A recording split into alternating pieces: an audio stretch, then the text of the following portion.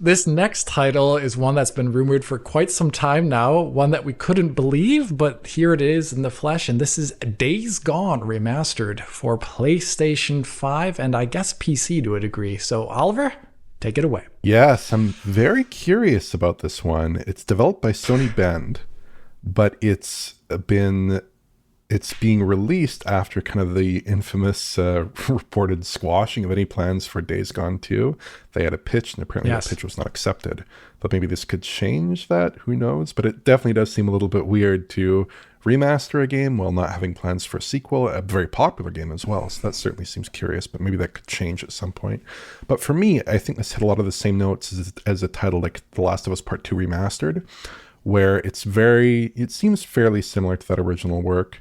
They did add some content here, though, like they've added a new mode, a horde mode type of thing. The Last of Us Part 2, of course, had no return, which is like a roguelite PvE thing that's a little bit similar. But on the technical front here, they're talking about PS5 Pro enhancements and VRR support primarily as the main visual advances here. Which is presumably some kind of unlocked FPS toggle or mode for this title, which is really common in Sony games. It does run at 60 FPS and presumably at high resolutions here, but the PS4 version already runs at 4K 60 using CBR on PS5 and has since the console launched. So I really have no complaints about that version. I think it still looks great. In 2019, I thought it was a terrific looking game. I still think in 2025 it looks like a terrific looking game. But they have mentioned a few apparent improvements here on the PlayStation blog. They talked about increased foliage draw distance, improved shadow quality, and improved lighting quality. So my kind of thinking is that maybe they're bringing over some of those settings from PC here.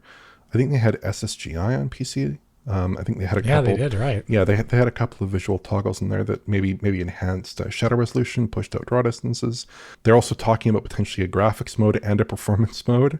So to me, that's a little bit curious. It seems a little bit superfluous, given that the game already looked great with CBR on PS5 at 60 FPS. A pretty decent 4K-like image there with some artifacts, but it looked pretty good. So I'm hoping whatever they do here, especially on Pro, is better than that in a stable 60. And if they do go for PSSR, which is a very common trend among developers, especially Sony first-party developers, as we'll possibly be discussing later in the show, I think that they should make sure that it is consistently above the image solution that they have on base PS5 and certainly above that 4K CBR solution they had on the PS4 code on PS5, because you really wouldn't want to see a regression at all relative to what you had, at the launch of the PS5. Mm-hmm. Yeah, looking at this trailer, I think you could probably stack it up against, based upon the shots that they had, and you could see very clearly. I'd imagine if you stacked it up against that backwards compatibility version, you'd see exactly what the differences are. And based on everything here, it just seems like almost like a port of what they did on PC and bringing it back to the PlayStation 5. And I think that's totally viable. I'm happy that more people are going to talk about this game. I think it, at least in terms, I thought it was very negatively received at launch, and I thought it was better than that, actually. And I also thought visually, next to Gears of War 4 and 5, this is probably one of the best looking Unreal Engine 4 games that was released for that generation of consoles. Way up there, and they pushed a lot. I think it was really interesting to see how much they pushed screen space shadows at the time in a way that wasn't always breaking. They relied heavily on it, but it still looked good. And I think the art assets as well too were always really excellent. It wouldn't next to other 60 FPS titles coming out for the PlayStation 5, it doesn't look notably worse. Right. And I think that's one thing that everyone's going to appreciate when they see this running on their PlayStation 5 locally again. But it's a weirdly superfluous title, like you said there, Oliver, with regards to the fact that the PlayStation 4 backwards compatibility version already on PS5 was pretty solid, really good.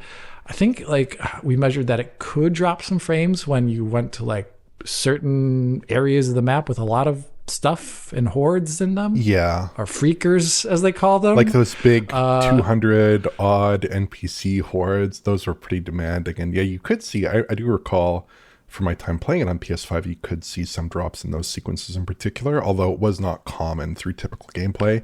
But I think Shuhei Yoshida said they kind of need these remasters to pad out the schedule and to provide funding for new games and to make sure that developers have some source of revenue that can be attributed back to them, right? I think we're just going to see this a lot throughout the generation. We've already seen it a lot. And yeah, it is a bit superfluous, but they kind of need to pad out the schedule here. So give them a bit of a boost there. It makes a lot of sense. And I mean, I would actually be really liking if this led to the green lighting of the sequel again.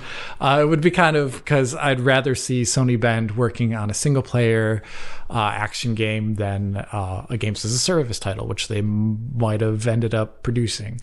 Yeah, we'll see when it comes out. And I think this is one we're going to cover just because it would be good to pay dues to the developers in the series, which we actually looked rather fondly on in our original video. That was a John video back in the day. So let's move on to the next game.